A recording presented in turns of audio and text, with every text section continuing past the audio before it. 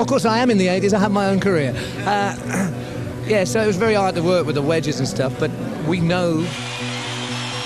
I'd like to introduce some friends of mine to you. You welcome Mr. Robert Plant, Mr. Jimmy Page, Mr. John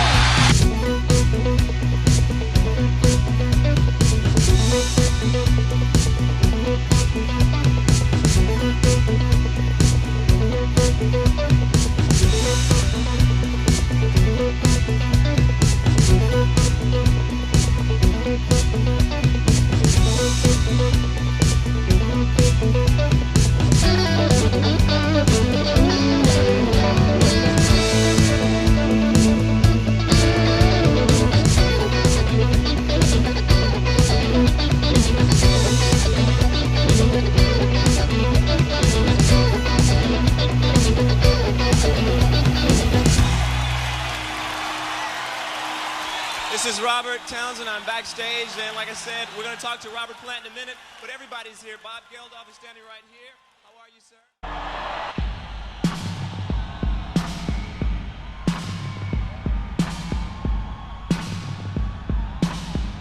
Robert Plant's career-defining ballad. His solo career started to Heaven, a song of bittersweet reflection in the 80s of chants and questions. The most recognizable drum beat from the album, the Roland TR 808 drum machine, played by keyboardist Gerald Woodruff. What to say about a song that speaks for itself? Fender Stratocaster lovers could all agree that Robbie Blunt's sound on Big Log is one of the best captured tones in guitar history. The economy of notes and elegant phrasing, his sound pristine up there with Robert's former six-string bandmate. His playing has the subtlety and romance of nylon string guitars with the modern dynamics and sustain of electric passion. Robbie Blunt steals the show on Principle of Moments with his magnificent playing that sounds fresh to this day.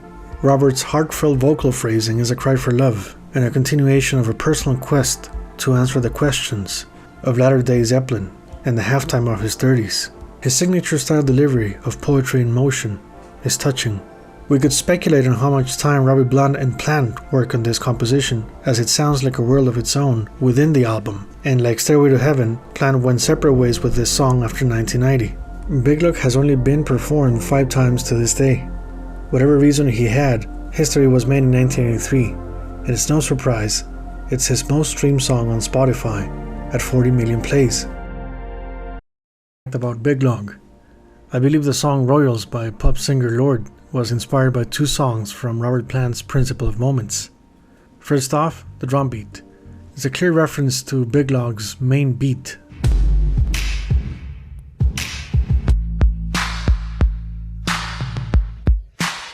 Then we have the vocal phrasing, which I believe Lorde was inspired by Robert Plant's vocals on the song Messing with the Mekon.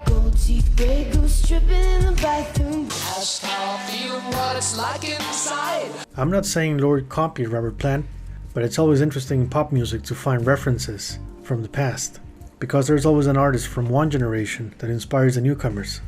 Hope you enjoyed the rest of the episode with 2 very special interviews, including rock promoter Bill Graham, sharing his thoughts on Led Zeppelin, the events of 1977, and his predictions for Robert Plant's career in the 80s.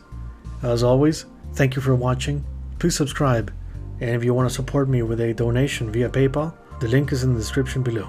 Cheers! At the end of 1980, I had no place to go. Led Zeppelin was over, John was gone, and so I formed a group called the Honey Drippers, and we used to play clubs around England for no money, and I played with this great band. They were really good players. So Robbie Blunt had been, and Andy Sylvester were the 2 guitar players who were in this band, and they were both extraordinary players and still are. We'd gotten to the point where there's only so many times you can play Gene Vincent songs to 13 people in the Limit Club in Derby. So I really want to know whether or not we can make a big sound that sounds big without it being really, really heavy and tough. And so we put this band together and started writing songs, and it was really interesting because it's the first time ever I'd been away from the kind of the crash of Zeppelin. Zeppelin seemed to roll out in some kind of magical way And I had to really bluff my way through it because I didn't really know studio etiquette. So after all that success in Zeppelin, I never really went behind the desk at all, except for to push the vocal effects on the Zeppelin tracks a bit more here and there. Big Log was born, and it seemed like falling off a log, really. It was just very, very easy to write a road song. But I could write about going, and most of my time has been about coming and going. Atlantic Records wanted to release Other Arms as a single, but Plant refused, as he didn't want to give the hard rock first impression. He went for In the Mood and Big Log instead. In the Mood reached number 4 in Billboard. Big Log was Robert Plant's first top 40 hit at number 11. Other Arms reached the number 1 spot on August 13, 1983, ending the 9-week chart-topping run of Every Breath You Take by The Police.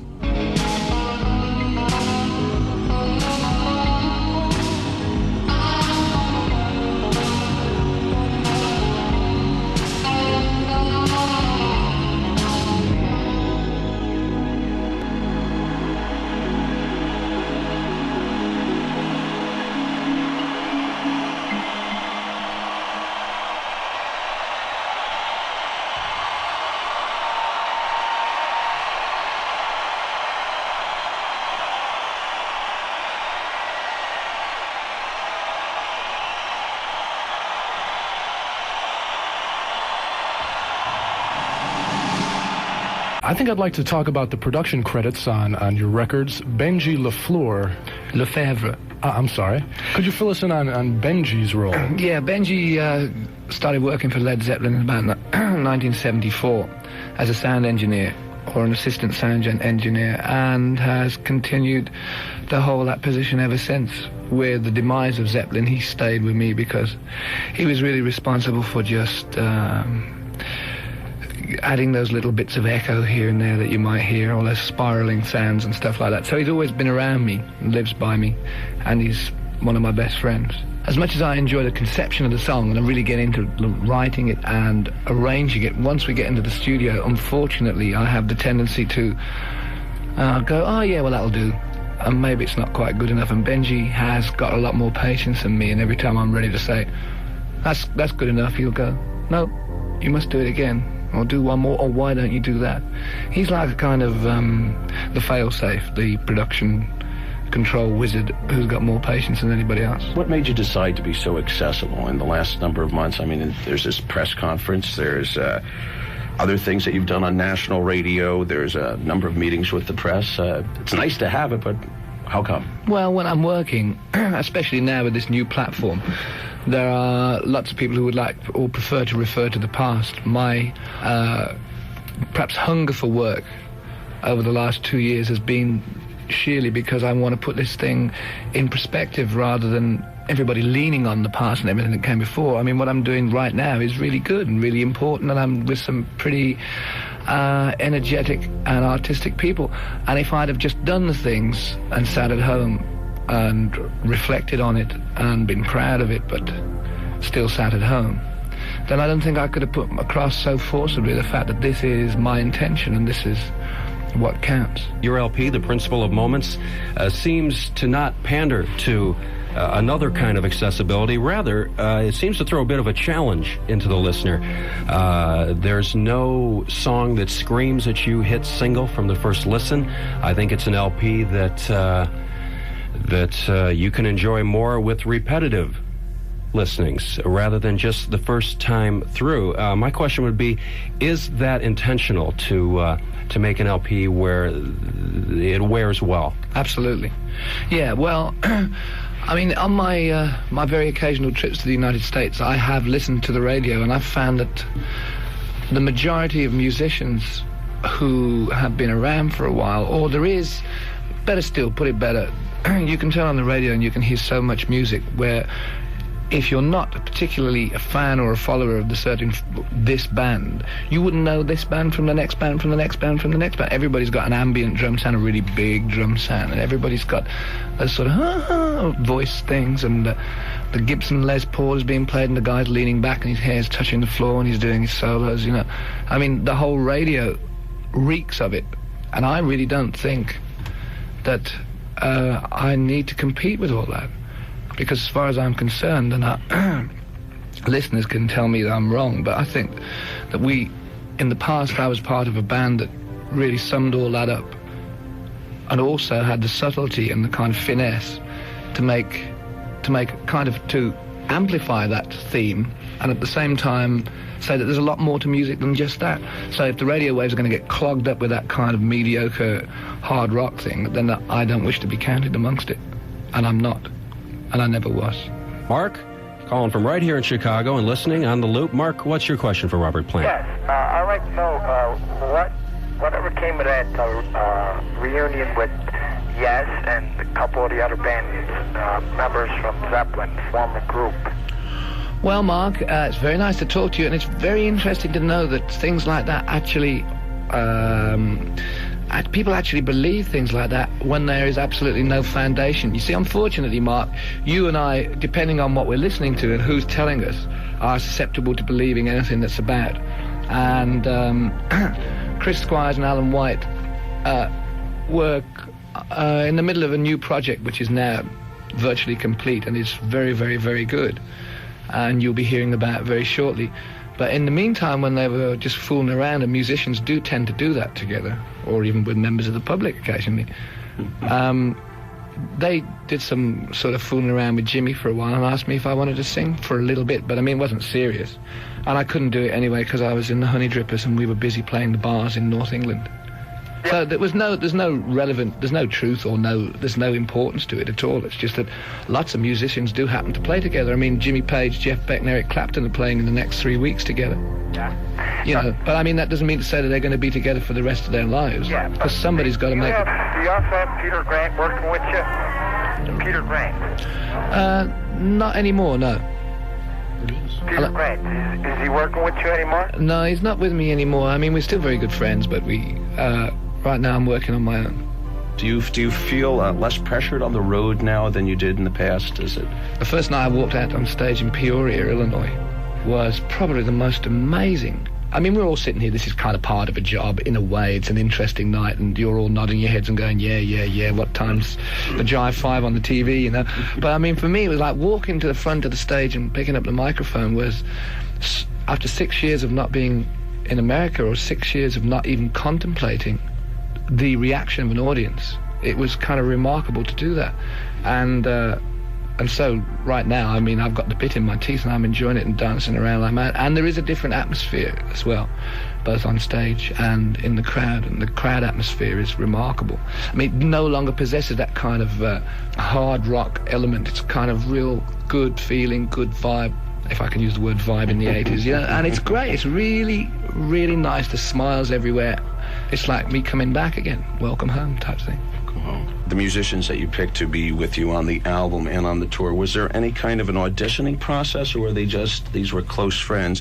And then I also have a question about the only song that you did that wasn't yours other than Little Sister, which makes sense when you played Milwaukee, was a Whaler song, Lively Up Yourself. Got to lively up yourself, don't be no Jackson. Lively up yourself.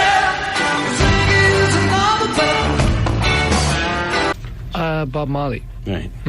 Well, yes, they are close friends. The musicians, they didn't start off. Robbie was a close friend, obviously. But the other guys were... Paul was a friend of Robbie's, and Jez, we just happened to stumble on when we went into a music shop trying to get something for nothing. And he was working in there. So it isn't a case of... There was an audition process. Obviously, it was important to see whether or not it would work together, and it did work together first time. That's great. But with the addition of Bob Mayer, it makes the whole thing fill out a lot more. So it isn't a 3-man group or anything like that. Yeah. Or a 4-piece band or that sort of thing, because I think I've perhaps been a part of that for a while, and I think that might have been what people expected, you know. We're going to take a call from San Francisco. Kathy from San Francisco listening on K-Fog. Kathy. Kathy. Hello, Robert. Hi, how are you? Hi, I'm sorry, but there seems to be there's like an echo on the... You might want to turn your radio down, Kathy. That would help as well. I just did. Atta girl. Is that any better? Yes, it does. Okay, take one of these 3 times a day. Call me in the morning. Listen, Robert, I would first like to say that I've always enjoyed your music from day one. Thank you. And A few years ago when Led Zeppelin broke up, I was very heartbroken because I enjoyed the music so much. But to see you come back with your own solo work has really brightened my life. Well, thank you very much. It's really brightened mine, too. Well, I'm glad to hear that. Well, I was a bit too old to try and play soccer seriously, and Playgirl had turned me down 3 times, so there was not much left for me. Playgirl has nothing good in it anyway. No, I know. I'm only pulling your leg. You can come and pose for me anytime, though. Okay, well, that's it. Well, okay. Where am I staying in San Francisco? I'll be in the usual place, Fisherman's Wharf. Well, listen, if you ever come to San Jose, you're welcome to come and stay with me. Okay, you got 2 beds? 2? Yeah. What do you need 2 for? I'm on a vow of celibacy. I'll see you there. No, wait a minute, I have a question. Oh, sorry. We thought that was the question. Stay with me. This is more like it, isn't it? And they're trying to wrap this show up and saying, get a move on. I like these kind of conversations. Well, let's see. How long do you plan on or hope to continue your music? Well, I don't know. I mean, I've seen what Jagger said about you can go on forever. And I guess that the predominance in popular music right now is either a load of boring old farts who keep churning out the same old stuff on a kind of, what they call in America, that kind of... corporate formula? Yeah, formula rock, there we are. Or there are lots of new bands coming around the corner. Now, if I can keep on being stimulated in the best possible way, with you or without you, by what's coming around the corner, then I reckon I can continue indefinitely. I mean, I think the music on the new album is pretty competitively current, and I would defy that if you were to play some of the cuts like In the Mood or Messing with a Mekon, and people didn't know who it was, it's as kind of new in its approach as a lot of the stuff that's around that's considered to be not avant-garde, that's not fair. But I mean, it's happening, and as long as it happens and I don't have to go backwards, then I should keep doing it. Well, I sure hope so, because your music is great. Well, thank you. I try. Kathy, thank you for your call. I can do it right, I can do it wrong, but it'll turn out strong, and I am really in the mood. It's been great.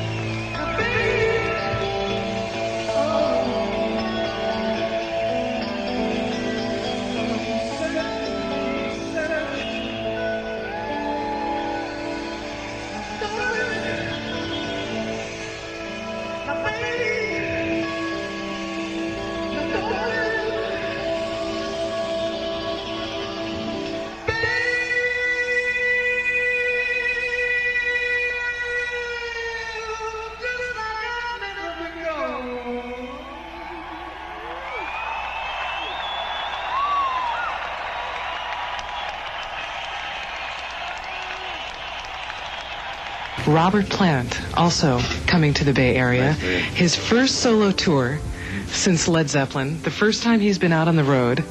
You have some very fond memories of Led Zeppelin in the Bay Area, I understand. I have very fond memories of Robert Plant. Robert Plant was never, as an individual, was never a part of any negative aspects of the relationships with the group. And there was an incident involving one of the members of the group who's deceased and the manager of the group, which was very distasteful to a lot of people. It's a utilization of force and utilization of physical power.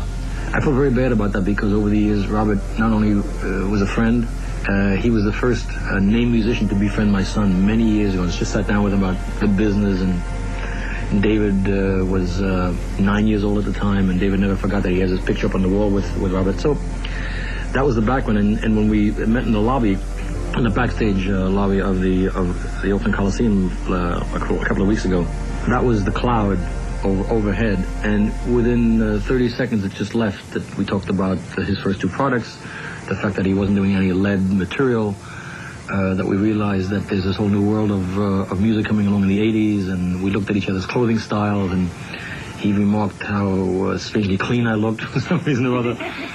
And it was just a conversation with a genuinely soft gentleman, which he always was, which is not the image that the cream magazines of our society like to paint of our rock and roll heroes. First, it was very risky. It's a very risky thing to do. Usually people walk on the stage with their medals, and Robert's medals were earned in the Led Zeppelin camp. The voice is strong, more mature. He is a singer and not a dancer mover. His chops are his forte, and I thought they were extremely well used. And the band was very, very good. The response was strong, but I have to believe that the first time you come out, having left your original team, you're not coming in with your own team. The first time around, your draw was based on the history of being a member of the other team. We will now have to see on the next shot, just as Stevie Nicks came out on her own after Fleetwood and did good business. This was the second time back, and she sold out again. They now went to see Stevie Nicks, not the singer or the original vocalist with Fleetwood. The next time around, Robert Plant's, the decision to buy a ticket to see Robert Plant will be based on this performance, as opposed to, we got to see that guy that used to be with Led Zeppelin. And I think that he will sell out again. Anybody who can sing in front of Bonham had to have chops. I thought it was an excellent performance. I thought he was extremely relaxed, because the old Zepp fan and the new fan, they're very special people, fans who stay with an act 10, 15 years. And you really have to make them believe that they were right all along. A guy says, I've been a fan for this. Hey, or you're taking your younger brother or friend and say, you got to see this guy. Well, there's your reputation on the line also. And Robert had to know that. I thought he would do well. He did better than I thought he would, because he made them believe, even though there had to be innate disappointment. The public didn't get they didn't get some of what they wanted. They wanted to hear Stairway to Heaven. But what they got was good. For him to have done that is a very daring thing. And thank you very much, Nadine and Bill Graham. Be sure to listen in next week for part 2. Paul Garangelli for Doc Phillips, KMEL.